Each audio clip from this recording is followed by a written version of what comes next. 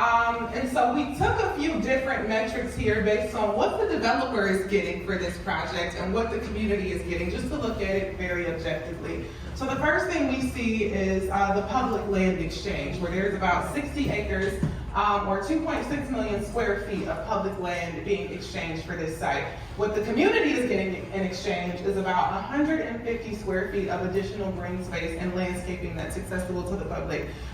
Depending on who you are in this room, you may say that that number is higher based on the green space buffer that's going to be around the project. It's important to keep in mind that the green space buffer is not accessible to the public.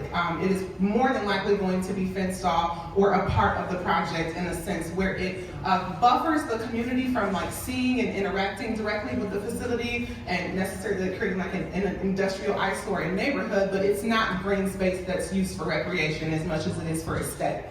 And so that sort of takes us to land use. So that's where we see about that 400,000 square feet of that green space buffer. And then the remaining land use is going to be about 728,000 of, again, M4 heavy industrial.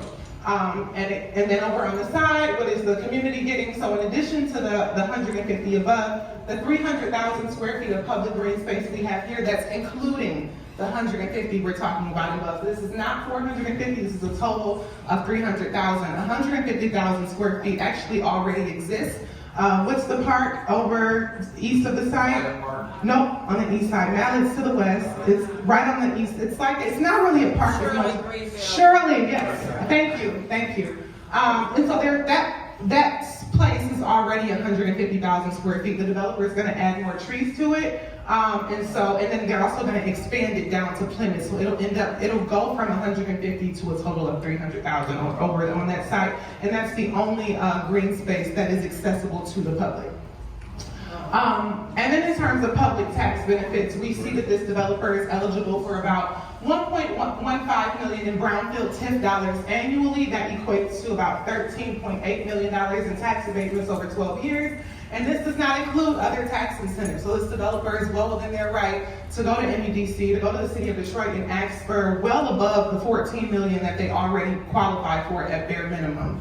And so in exchange for that, what do we see, the residents are getting? Well, so it's $750,000 coming out of the general fund, $360,000 per year coming out of our libraries, and $81,000 a year coming out of, $81,000 coming out of the, I'm so sorry, $81,000 coming out of the libraries and $310,000 coming out of the schools. And then in terms of direct economic benefits, so what is the developer getting?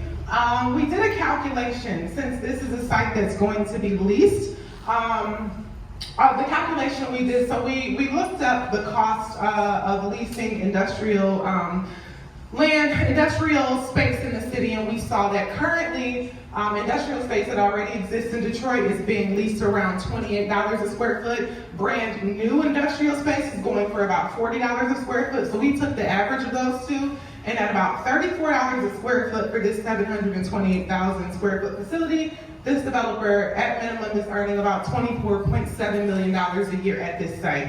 And so then what do we see in terms of direct economic benefits for Detroiters? For one, we see that there's $0 promised to support residents from negative environmental and health impacts in terms of jobs. Again, we see that there is a promise to provide jobs because you gotta employ people to run the facility, but we do not see any hiring or salary guarantees for Detroiters just yet.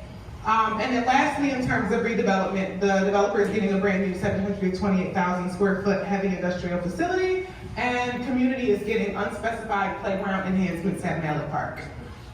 And so this is incredibly important to look at it in this way, because again, oftentimes we think about the things that we're getting in silos. We think about those 300 to 400 jobs in and of themselves. We think about the idea of seeing Mallet Park look a little bit better in and of itself, and we forget the developer is getting a whole lot more on our backs on the other side, right? And so this immediately, at least for me, as a District 7 resident, makes me think, how do we get what's on the right-hand side to start balancing out a little bit more from what we're seeing happening on the left?